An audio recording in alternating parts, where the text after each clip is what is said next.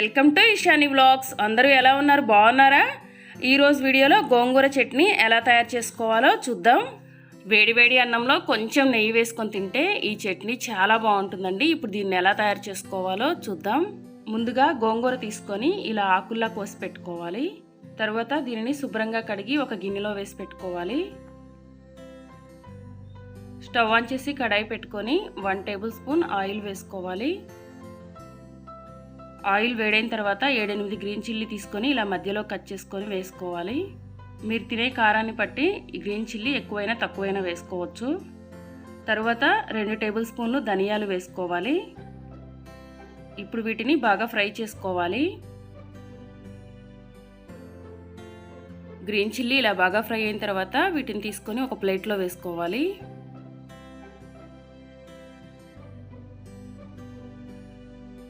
తరువాత ఇదే ఆయిల్లో 5-6 ఎండుమిరపకాయలు వేసుకొని ఫ్రై చేసుకోవాలి. ఎండుమిరపకాయలు ఫ్రై చేసి పౌడర్ చేసి పెట్టామన్నమాట. ముందుగానే ఆ పౌడర్ ఉంది. ఇది ఇప్పుడు మేము ఈ చట్నీలో యూస్ చేస్తాము.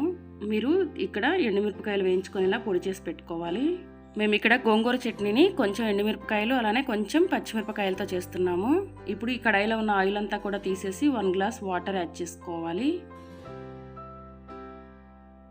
ఇలా 1 గ్లాస్ వాటర్ యాడ్ చేసుకొని వాటర్ని బాగా బాయిల్ అవ్వనివ్వాలి.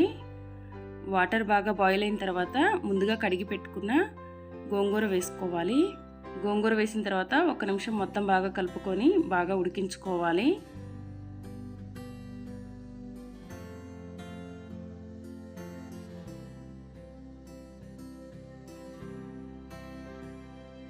గోంగూరలో ఉన్న వాటర్ అంతా పోయే వరకు ఇలా 5 నిమిషాలు ఉడికించుకుంటే సరిపోతుంది.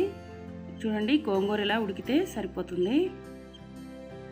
గోంగూర చట్నీ చేయడానికి రోట్లో ముందుగా టేస్ట్కి సరిపడినంత సాల్ట్ వేసుకోవాలి. మేము ఇక్కడ కళ్ళుప్పు వేసాము. ఉప్పు బాగా మెత్తగా మెదిగే వరకు నూరుకోవాలి. తర్వాత ముందుగా ఫ్రై చేసి పెట్టిన గ్రీన్ చిల్లీ అలానే ధనియాలు వేసుకొని మెత్తగా నూరుకోవాలి.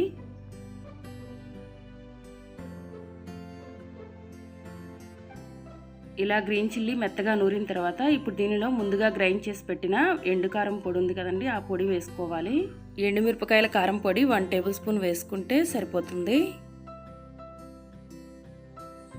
ఎండు కారం పొడి వేసుకున్న తర్వాత ఒకసారి మొత్తం బాగా నూరుకోవాలి. తరువాత ముందుగా ఉడికించి పెట్టిన గోంగూర వేసుకోవాలి.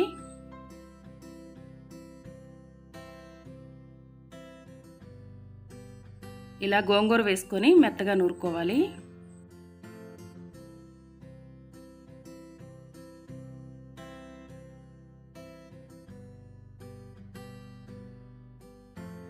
గోంగూర మెత్తగా నూరుకున్న తర్వాత దీనిలో 1 టేబుల్ స్పూన్ వేయించి పొడి చేసి పెట్టుకున్న మెంతిపిండి వేసుకోవాలి.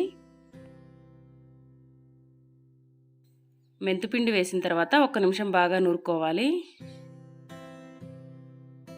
ఇప్పుడు ఈ చట్నీని తీసి ఒక ప్లేట్లో వేసుకోవాలి.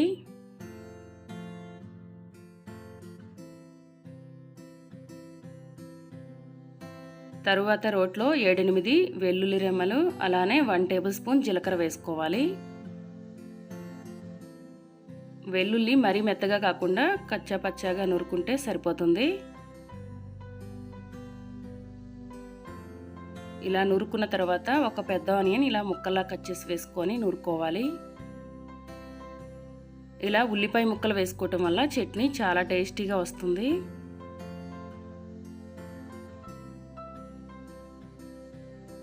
పావు టేబుల్ స్పూన్ పసుపు కూడా వేసుకోవాలి.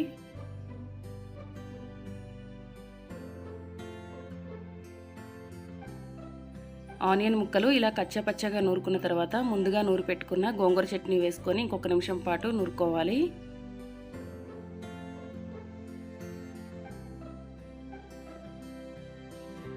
ఇలా 1 నిమిషం పాటు నూరుకున్న తర్వాత ఇప్పుడు దీన్ని తీసి ఒక ప్లేట్లో వేసుకోవాలి. తర్వాత స్టవ్ ఆన్ చేసి కడాయి పెట్టుకొని 2 టేబుల్ స్పూన్ల ఆయిల్ వేసుకోవాలి. ఆయిల్ బాగా వేడైన తర్వాత 5-6 ఎండుమిరపకాయలు వేసుకోవాలి. ఎండుమిరపకాయలు ఫ్రై అయిన తర్వాత 1 టేబుల్ స్పూన్ పోపు దినుసులు వేసుకోవాలి. అలానే 1 టేబుల్ స్పూన్ ధనియాలు వేసుకోవాలి. ఇవన్నీ కూడా ఫ్రై అయిన తర్వాత కొంచెం కరివేపాకు వేసుకోవాలి. అలానే కొంచెం ఇంగువ కూడా వేసుకోవాలి. తర్వాత ముందుగా గ్రైండ్ చేసి పెట్టుకున్న గోంగూర చట్నీని వేసి బాగా కలుపుకోవాలి. గోంగూర చట్నీ వేసుకున్న తర్వాత మరొక 2 నిమిషాలు ఉడికించుకొని స్టవ్ ఆఫ్ చేసుకోవాలి. రైస్లోకి ఎంతో రుచిగా ఉండే గోంగూర చట్నీ రెడీ అయిపోయింది.